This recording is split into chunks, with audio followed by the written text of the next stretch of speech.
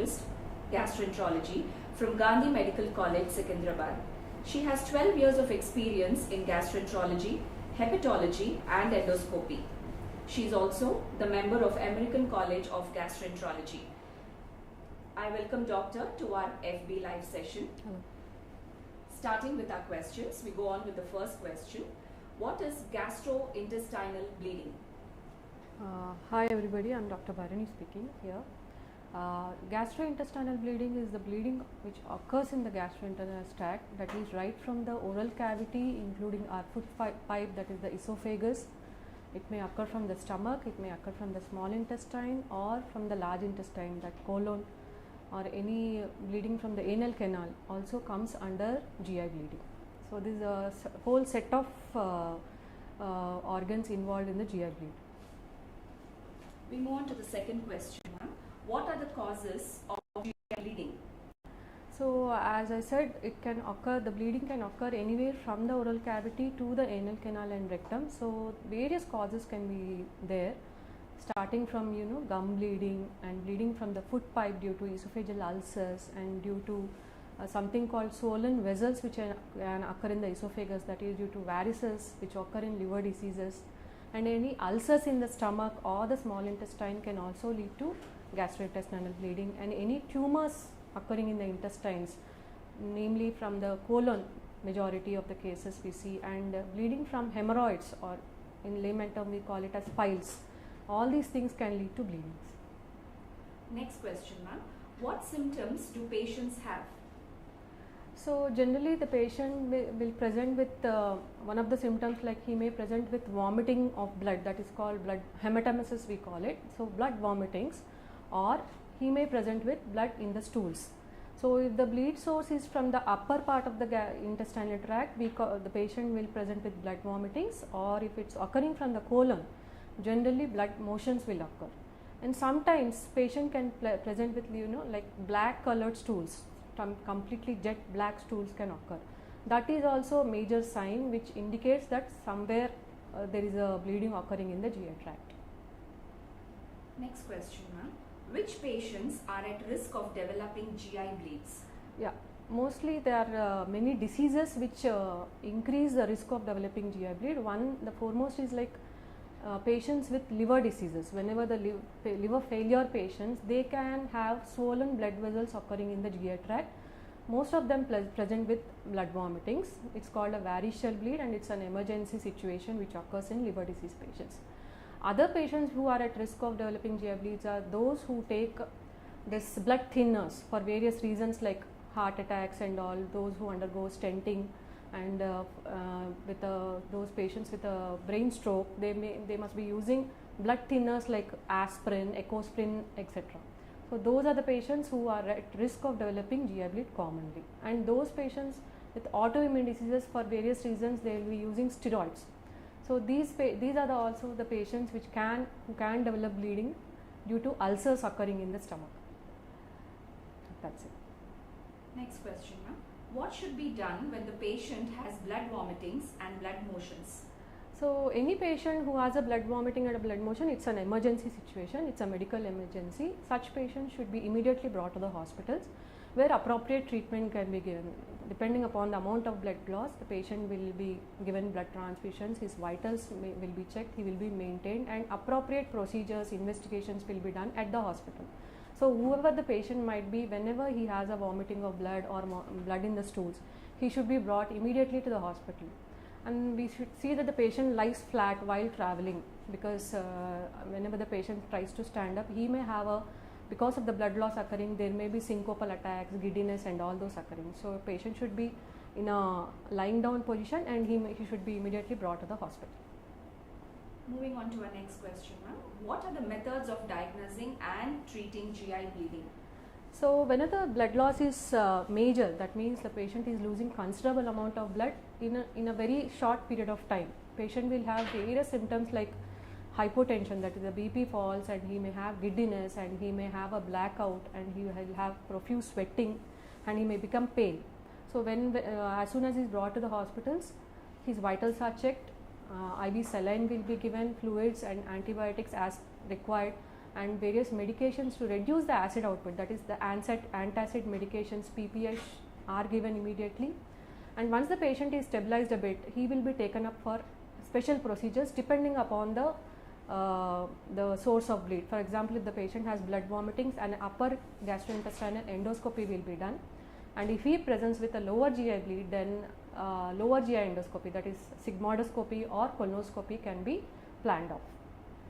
So in that way we can diagnose. For the most common, suppose if we do an endoscopy and we find blood in the stomach, ulcer could be the cause. We find for the ulcer, we search for the ulcer, and if the ulcer is bleeding, special procedures like to stop the bleeding will be taken. Like, we inject something into the ulcer which stops the bleeding, that we call it as injection adrenaline.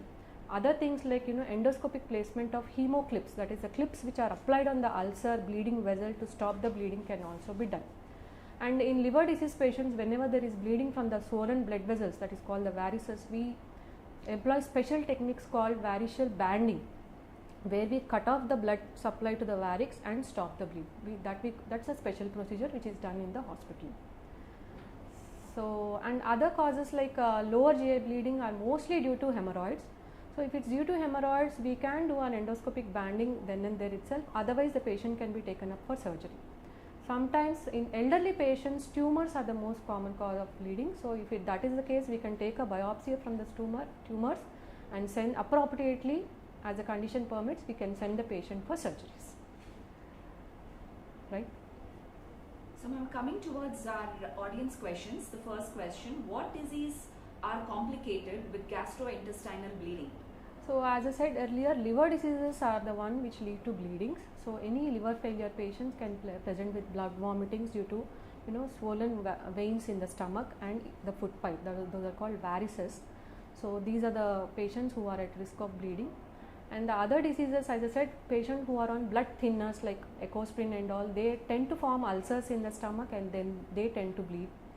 And very few cases like inflammatory bowel diseases, where the patients have inflammation in the colon. Because of formation of ulcers, they are also the patients who are at risk of developing bleedings. That's it. Next question, ma'am. When should we suspect a GI bleed? So generally, most of the GI bleeds are of two types actually, which occurs suddenly and which occurs very slowly.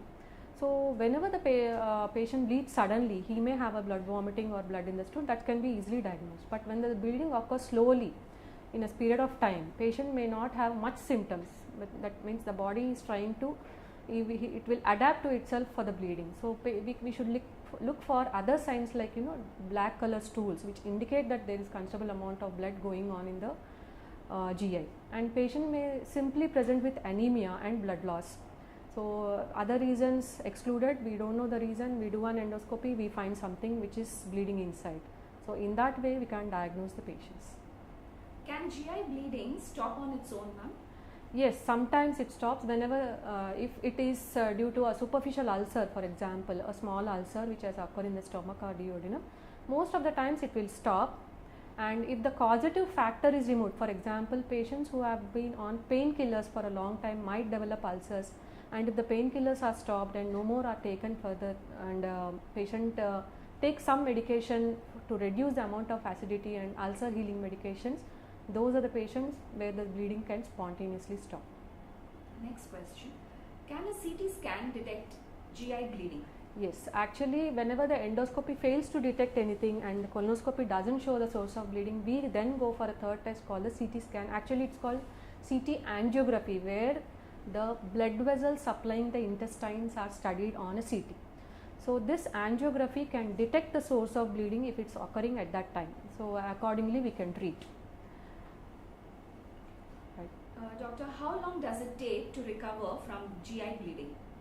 So generally if the endoscopy is done quickly and the source is found and we give the treatment immediately, I think within 24 hours the patient should be fine and the bleeding should stop with the medications or treatment whatever we give here. And sometimes very occult cases can occur where in spite of doing multiple endoscopies and colonoscopies, we are not able to find out the source of bleeding. In that cases, special investigations like capsule endoscopy and if required something called enteroscopy, where we look at it's like an endoscopy of the small intestine. That's a little bit more advanced and complicated procedure which we do in very rare cases where the source is not easily identified. Doctor, which condition is the most common cause of gastrointestinal bleeding? So most common cause generally it's the ulcer. It could be a gastric ulcer or a duodenal ulcer which leads to bleeding, because many of the patients, especially in our country, they are infected with a bacterium called H. pylori. So this bacterium is the cause for ulcers in many of the cases. So these are the patients who tend to bleed very frequently, and other common causes like lower GI tract, hemorrhoids, that is the piles which can cause bleeding most commonly. So coming towards our last question, Doctor, could you please tell our audience about the facilities provided at Apollo Hospital, Secunderabad? Yeah, Apollo Hospital is a well-equipped center with all intensive care facilities. As I said, any GI bleed is a medical emergency. So here we have all facilities to deal with an emergency, a very good intensive care unit which we have for continuous close monitoring of the vitals, and we have immediate we have a blood bank which serves the purpose for providing as many blood as required for the patients depending upon the conditions, and we all have equipment for doing all emergency procedures like endoscopies and all, whatever hemoclipping, the equipment whatever is required to stop the bleeding.